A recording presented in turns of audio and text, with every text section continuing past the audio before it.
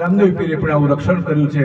મહાકાલી માતાએ તો રાક્ષસોના ખપ્પર ભરેલા, એમણે બકરા કુકડાને ક્યારે ખપ્પર ભર્યા નથી, તો એ લોકો બળવાઓ એના નામે ખપ્પરો ભરે છે. આપણી કાલી એ ખાતી નથી, એ કાલી કોઈનું લોહી પીતી નથી. અને ક્યારે આપણે એવી પૂજાઓ ન કરાવીએ. અને સંકલ્પ કરો આજથી અમે બધા વ્યસન મુક્ત બનીશું ને. 4 જણા તો બનશો કે નહીં કમ સે કમ? હે ને? તો આજ પૂજા આપણી સફળ થઈ જાય. મારા વડીલો બેઠા છે, ખૂબ ધ્યાનગ્રસ્ત બધા બેઠા છે, ખૂબ વૃદ્ધને બેઠા છે. છોડશો તો તમારું જીવન કલ્યાણ થશે, તમારા ઘરે પૈસો બગશે, તમારું શરીર સુધરશે, તમારો પરિવાર સુખી રહેશે, તમારા બાળકો આવનારા સુખી રહેશે. તમારા બાળકોમાં વ્યસન ન હોય તો કાલે ઉઠી તમારી સેવા પણ કરશે.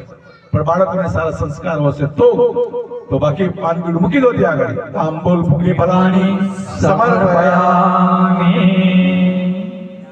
પૂજામાં બેઠેલા ગણે એમ થતું નથી પેલા બ્રાહ્મણ નવ બોલાયેલા ને એવા મળે તો આવું બધું કીધું નથી. ના કઈથી બ્રાહ્મણ આજે શાંતિલાલ બોલાયેલા